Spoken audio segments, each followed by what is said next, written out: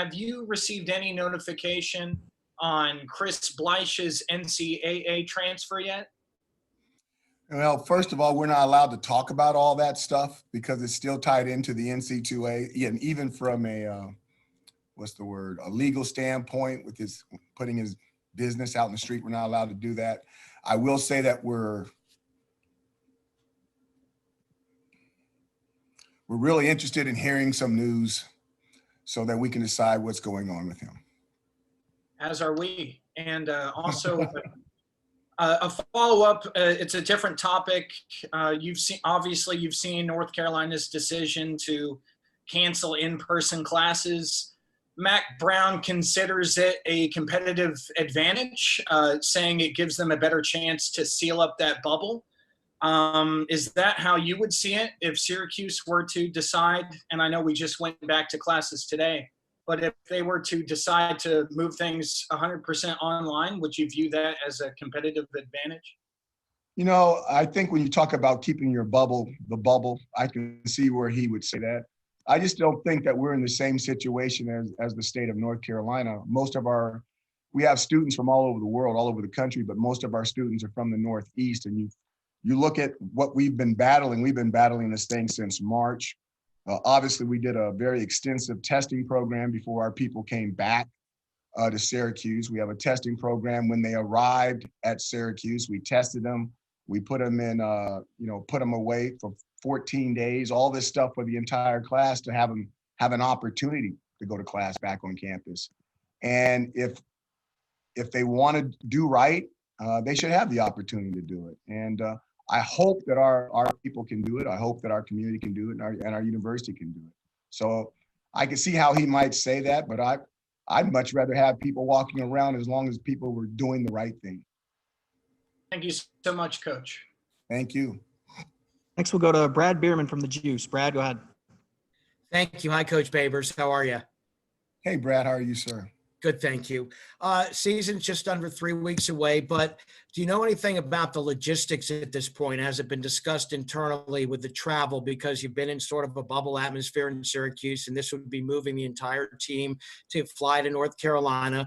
Do you know yet, would that be the night before the game, day of game? The game time hasn't been set. How about the logistics of the travel? Logistics of the travel has been laid out.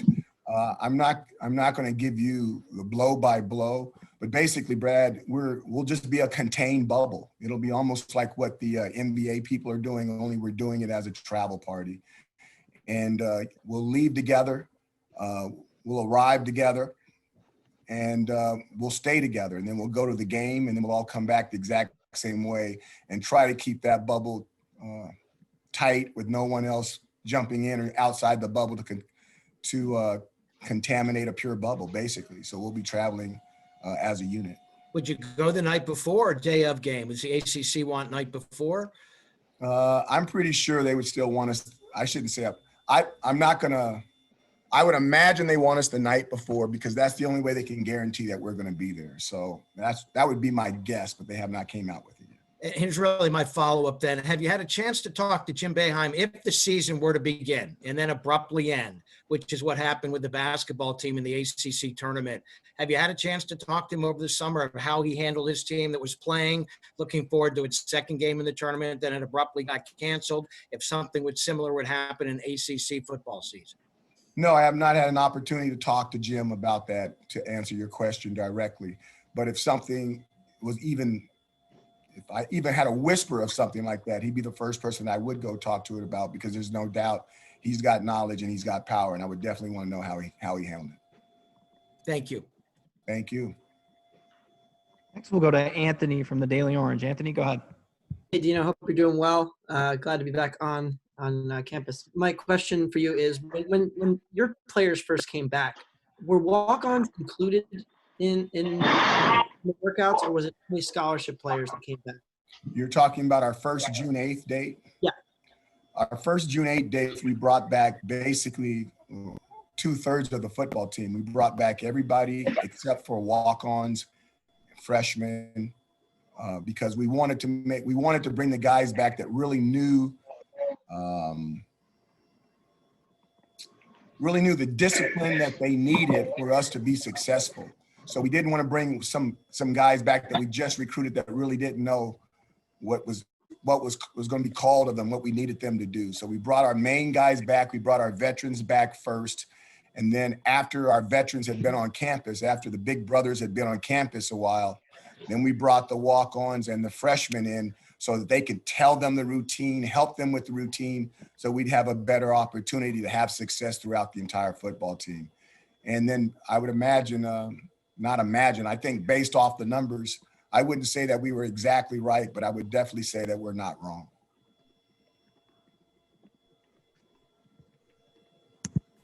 As a follow-up to that, you mentioned that there are still players pending opt-outs.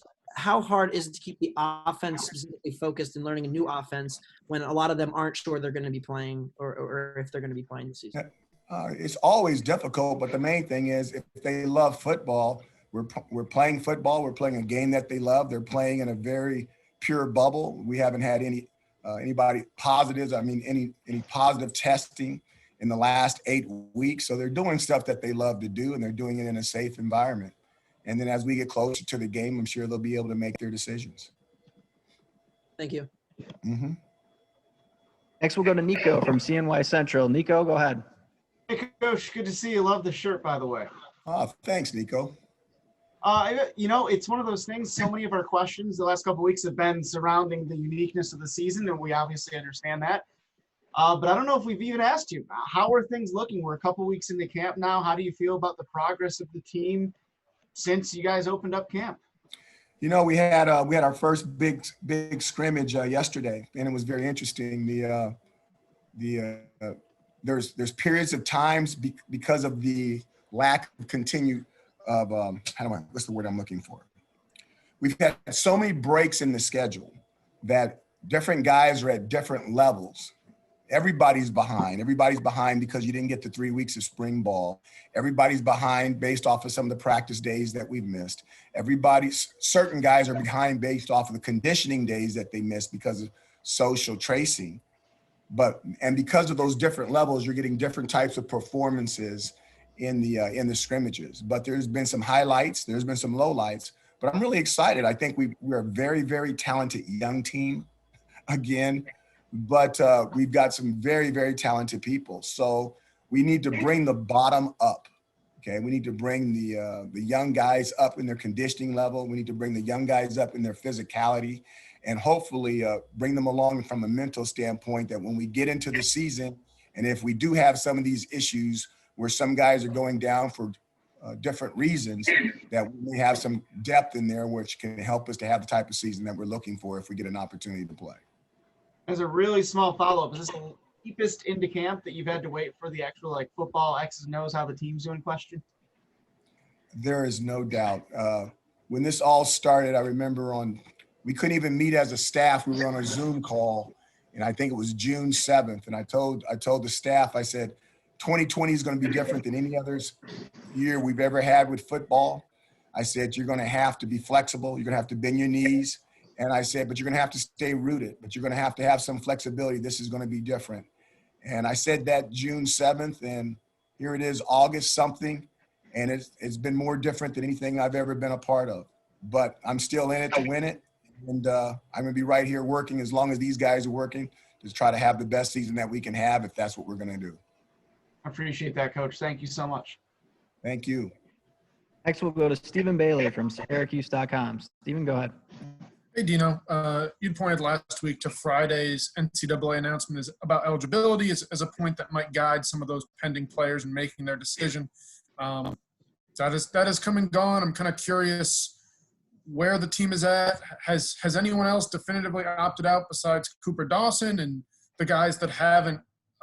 What are you anticipating being the variables now, maybe the still unknowns that are going to factor into their choice?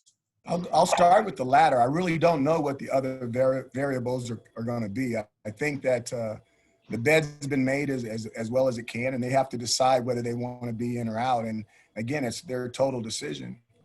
And when it comes to the first part, the answer is we've got to come sooner or later. There's going to come a date where we've got to decide who is and who isn't because we have to get ready for North Carolina. We're closing in on that date, but we're not at that date yet.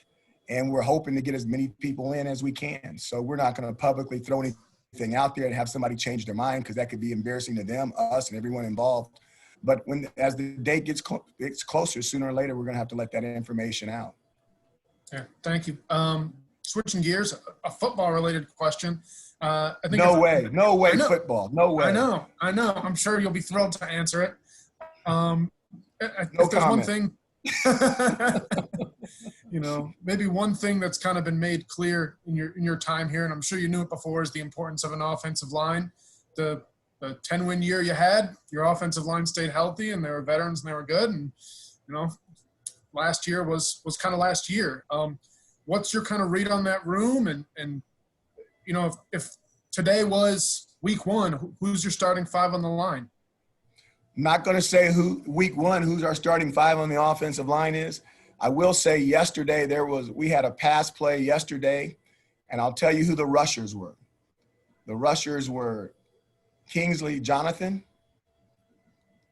Josh Black, McKinley Williams, and Steve Linton. And I believe the quarterback, just to make it fair, I'll say the quarterback had 4.5 seconds to throw the football versus a four-man rush, which is unbelievable amount of time.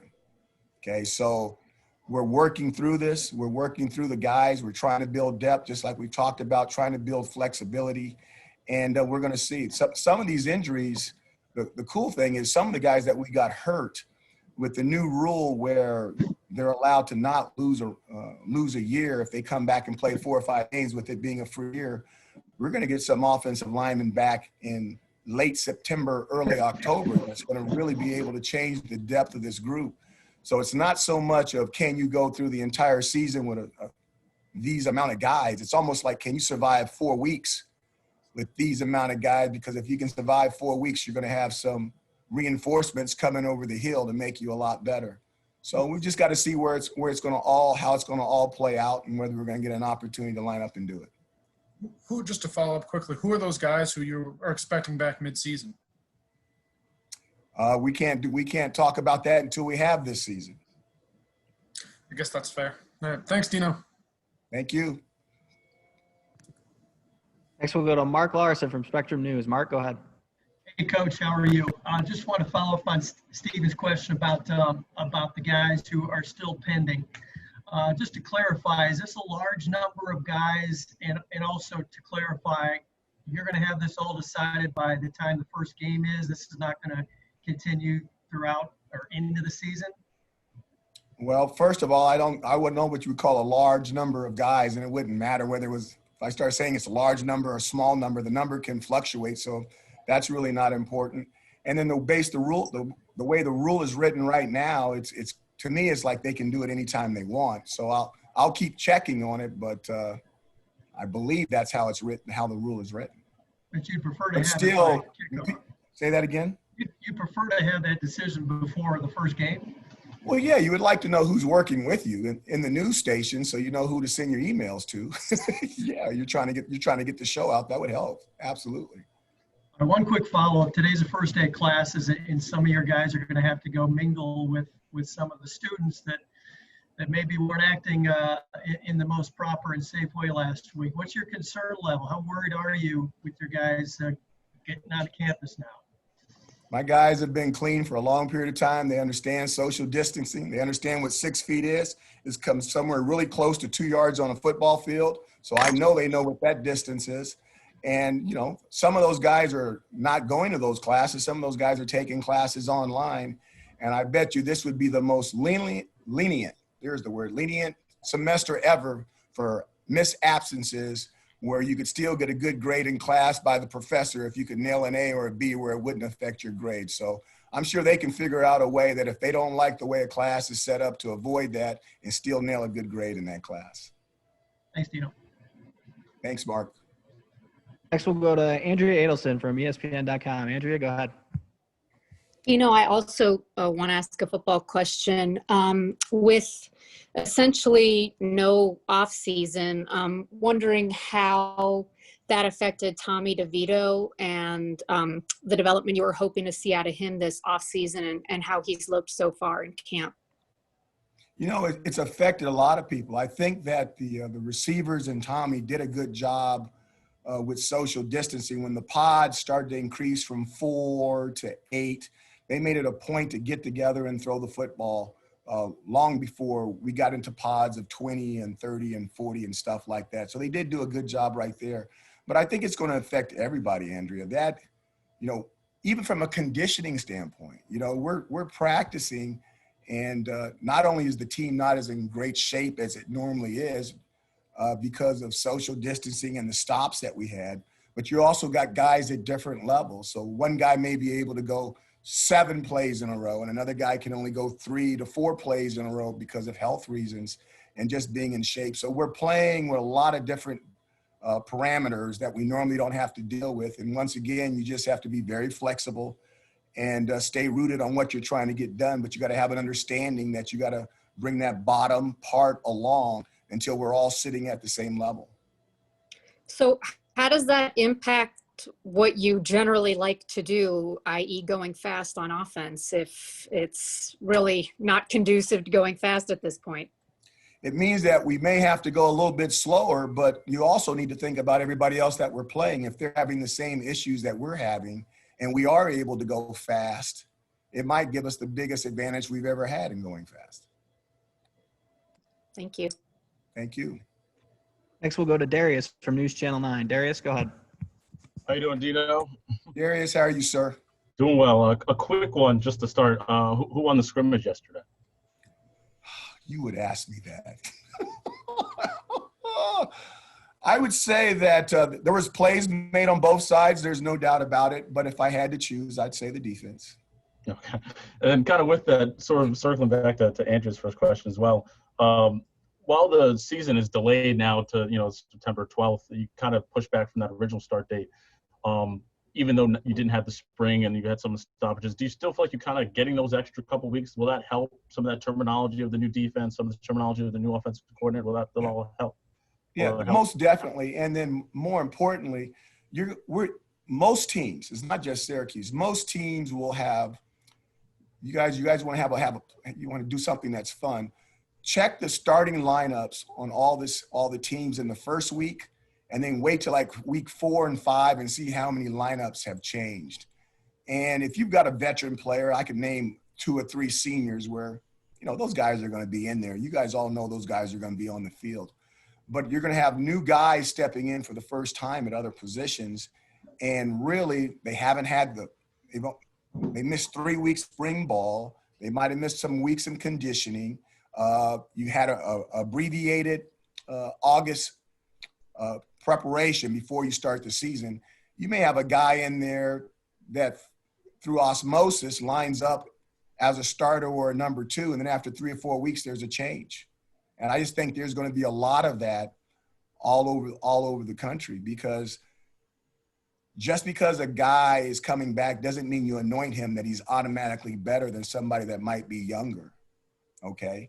And you don't know the development that those guys are going to have. I think of Andre Cisco when he came in as a freshman, and Rodney Williams was a veteran player that had played a lot of football. And then, Andre got him in 4 weeks of spring ball. He went by him, and then Rodney had to transfer. I think of Devin Butler with Taj Harris. Devin started for 4 games, and then Taj came on so much that eventually Taj, ended up being the starter there. You think about Kendall Coleman, how fast he beat out upperclassmen. So those guys, the young guys are talented. They just don't have experience. So when you put an experienced guy in the game, he needs to play at a certain level and make plays. And if he doesn't, then that gives young people an opportunity to get in the game to see what they can do. Did that answer your question? Yes. And then another one on a completely different note. I'm sure you saw some of the discrepancies happening in NFL this weekend with some of the What? Okay. Don't assume anything with me in the NFL. I'm locked into college football, so you better tell me. So several teams in the NFL had what turned out to be false positive tests throughout the entire league. Multiple teams using the same lab. I don't know. So maybe it didn't, but if it did, if you caught some that eye. Did it raise some questions for yourself, raise some questions with the administration in Syracuse about what would happen if some discrepancies in results came back like that during the season, where obviously you guys have been pretty good in testing? Well, we've been better than PG. We've been better than that, okay? We're one of the best ones in the country. You do the homework and pull out the numbers, and I said we're still going to be in the Final Four, okay? You give me four other teams that have better numbers than us.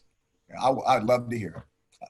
I'll buy you an ice cream down at the MU or some ice cream shop. I'm telling you right now, I would like to see those numbers.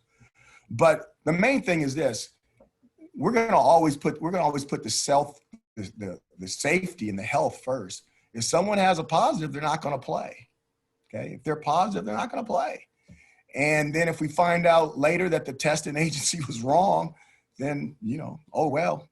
But the main thing is you got to do the safety first, and hopefully you're dealing with companies that understand how important it is, and you take a second test behind that test to make sure the first test reads just like the second test, which is exactly what we do here at Syracuse University, to make sure we're right or to make sure that we're wrong. Thank you, Coach. I'll do that research, see if I can get that free ice cream. I would love to hear it. I really would. I would love to see it. All right. Thank you.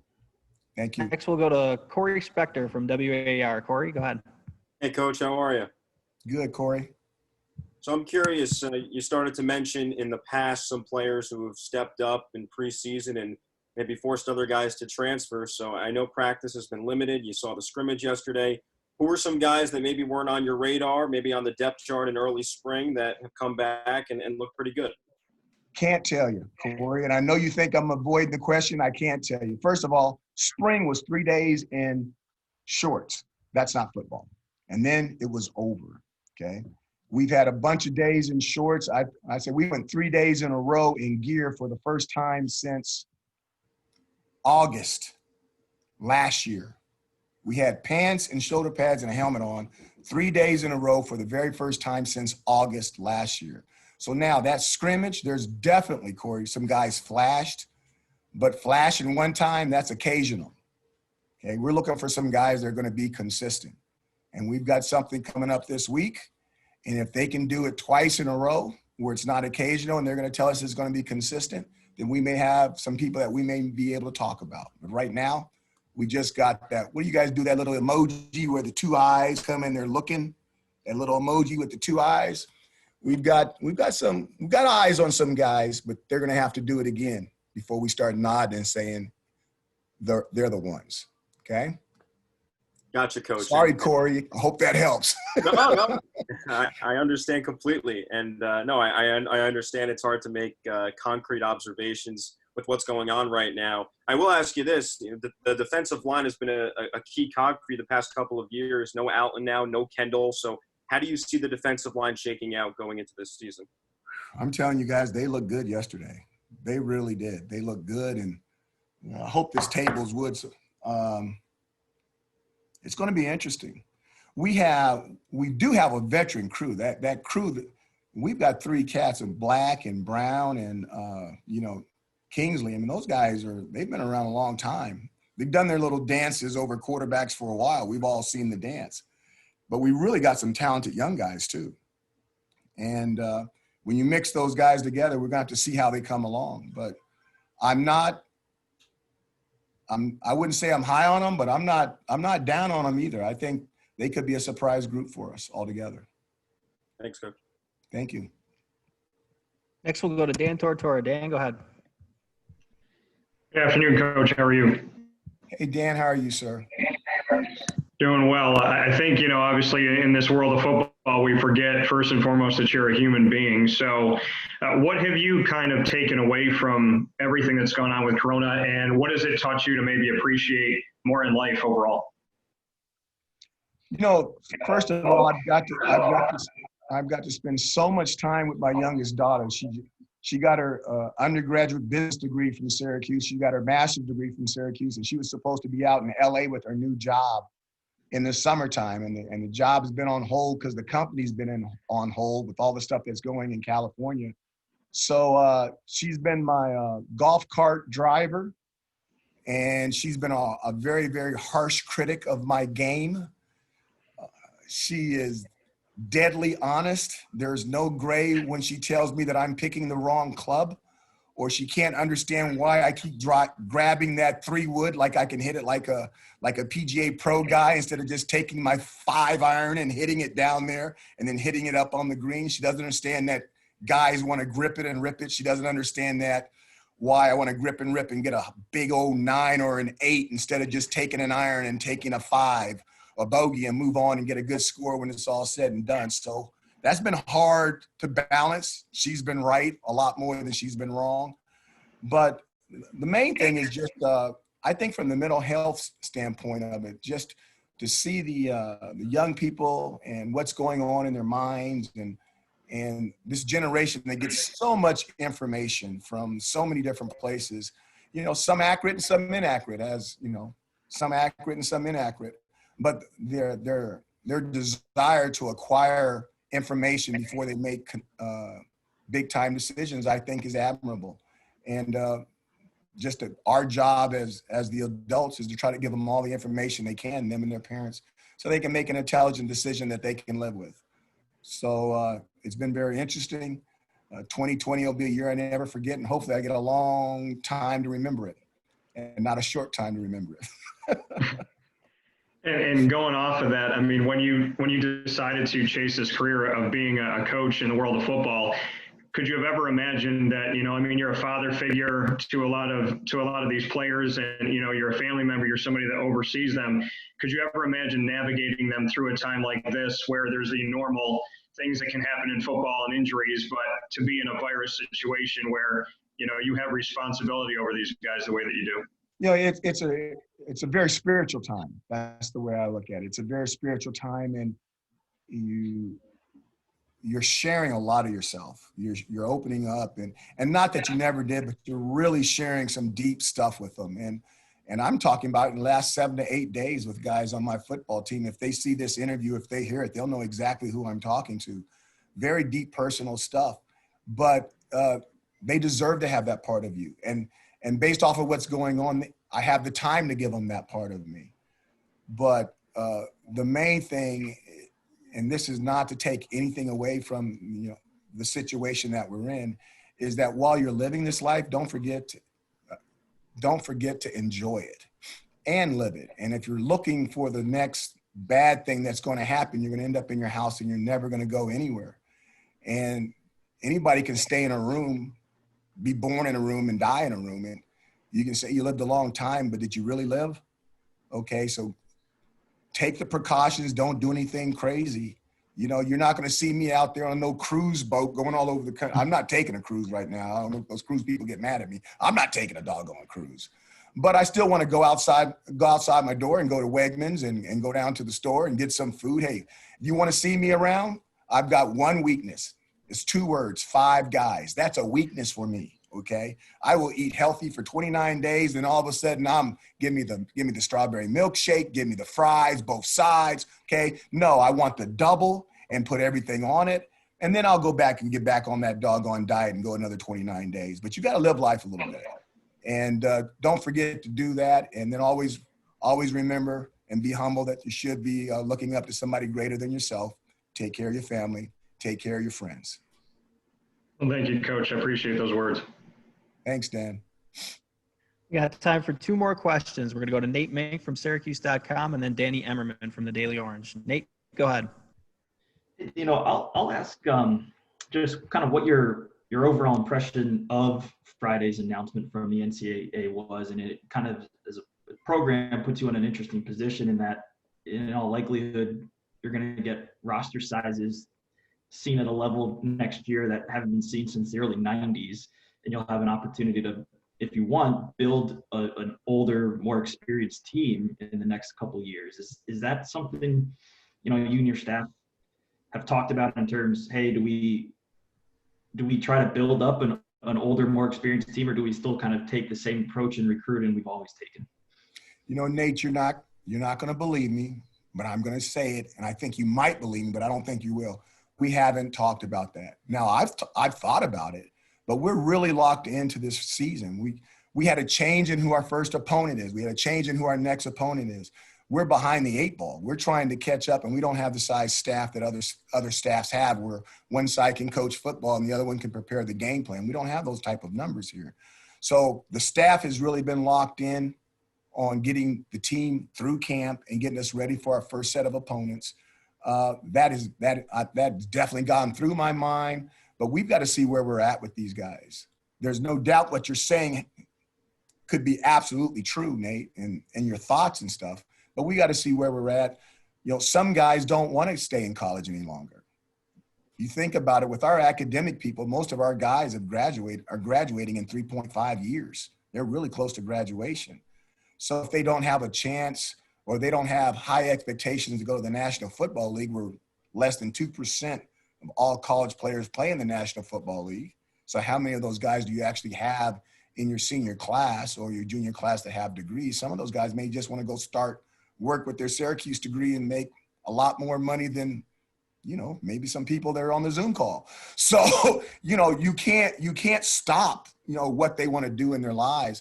And I'll even give you a sidebar. I know one person, I'm not going to mention, where he's got a girlfriend that's ready to get married and doesn't want him to be in school any longer. So you've got that pressure coming from you. So we just got to see how, when the season's over, what everybody's individual expectations are and how they see themselves based off the type of season they had. And then whether we go for, you know, 105 or 115 guys on scholarship or less, all depends on what's in the cards. And we've got to see how it all ends up. Sure. I will ask about a specific guy personnel-wise on defense, and that's Trill Williams. Andre obviously gets a lot of the buzz from some of the national guys, and rightfully so. Trill is a guy athletically I'm pretty enthralled by. Looks like he might be going out to corner on a full-time basis this year. Just kind of what are your expectations? What does that mean, going out on a quarter on a full-time basis? Say it again. Going out to corner outside. Oh, okay, corner. I thought you said quarter. Okay, go ahead. I guess what do you expect out of Trill? And he was a guy that I saw in the spring, was listed as a punt returner. Is he a guy that just skill set wise, you want to get the ball in his hands more frequently this year? First of all, we got to figure out where we're going to play Trill. Trill can play a lot of positions. Okay, and he's an exceptional athlete, and he really handles his nightlife the correct way. You know, you don't expect, you know, that when the next day shows up, Trill's going to be there. He's not going to do anything crazy at night that's going to affect his day life. So anytime you got guys like that you can depend on, you know, you try to get them to do more things. I think I've seen him back there maybe catching some kicks. I'm not quite sure. I thought it was him. And we'll see what he can do. But I think he's definitely one of the most explosive players on our team, that's for sure. And then lastly, we'll go to Danny Emmerman from the Daily Orange. Go ahead, Danny. Thanks, Mike. And thanks for doing this, Dino. Thanks for your time today. You mentioned a couple times that a few of your players are at, you know, different levels than others.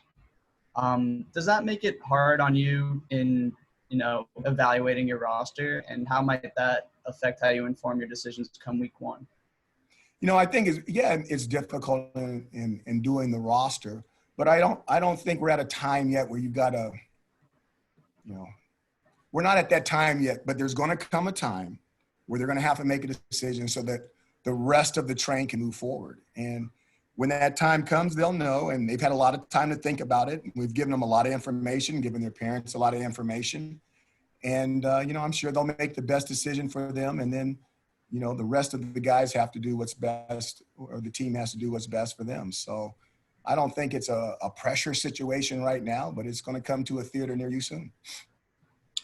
And now that the team is back at practice, how close to a normal practice have these been in terms of, you know, the length of the practice, you know, pads, hitting? How close to traditional have they been? It's 2020 pandemic year, COVID-19. It has not been traditional in any sense of the way. I would say that we're behind when it comes to the hitting part of it, because you don't want to, there's certain things you don't want to do if you don't know. There's certain things you don't want to do. If you go and you play football and you got, out of 22 guys, you got 17 thinking about football and 5 thinking about something else, that could not be healthy. You know, you got to make sure that their minds are really locked in. So we've really tried to keep groups with groups, certain guys with certain groups. They're going to take care of each other who've been around offensively and defensively, going against certain people to make sure that the effort levels are the same. And then at the same time, you got the young people going against the young people because you know they're eager, young lions. And then if they prove themselves, then you give them an opportunity to move to the next peg up to go against somebody that's a little better, just to make sure that the intensity levels are the same. Because what happens if you get somebody in 3rd gear and somebody in 5th gear, then you could have an injury. And the one thing you don't want to have right now is an injury based off all the stuff that's going on. You want people to continue to develop so you can continue to make evaluations. But until you get in that first game and you tackle people live and break tackles live and quarterbacks get hit live, you really, unless they've been in the games a bunch of time, you really don't know what you're going to get. So you have to wait and you have to see.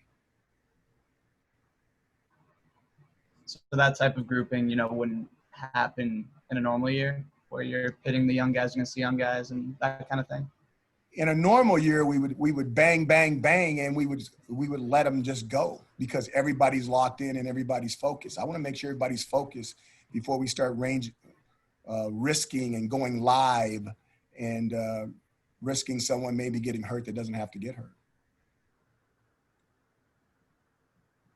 We're being very careful with them.